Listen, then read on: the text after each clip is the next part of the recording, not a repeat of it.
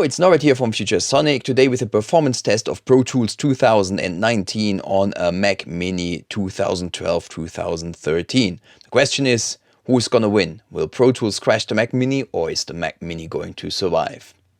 Two quick things before I get started. First, if you like this video, please share it with your friends and subscribe to my channel. And second, if you would like to support my work here on YouTube, I would really appreciate if you would have a look at my Patreon page. There, I run a community made by and for sound engineers. But now, let's get going.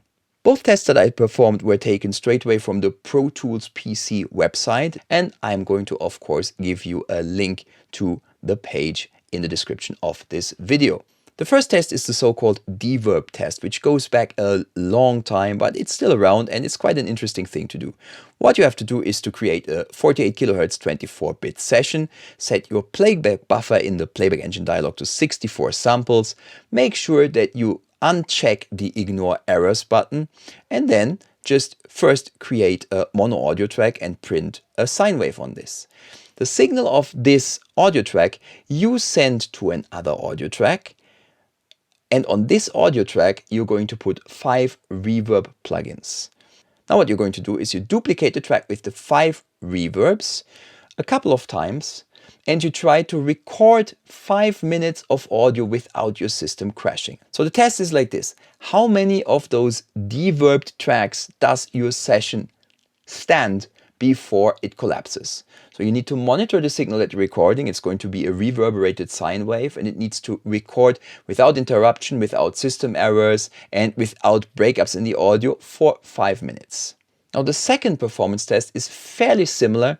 The only thing that changes is what you're doing with the track that you're recording. Now the track that you're recording is not going to be a deverbed sine wave. First of all, you're using actually a proper audio signal. In my case, I just used a song that I just recently composed and put it on there. You play that song back on its audio track and you create a send from that audio track to another stereo audio track, which you're going to use for recording. On that audio track on which you're going to record, you insert a quite creative and intense plugin chain, and you pencil in 10 minutes of random automation. Now you do exactly the same as in the D-Verb test. And you check how many of those tracks you can put into your session and still record cleanly on all of them before your system breaks down. Now, the results of these tests I've summarized for you here. That's it for today. I hope you liked the benchmark tests. Please put your experience with Pro Tools 2019 and your computer configuration in the comments below. Once more, if you liked the video, please share it with your friends, subscribe to my channel, and if you'd like to support my work, I'd really appreciate if you would have a look at my Patreon page. Until next time, have a nice day and make some noise.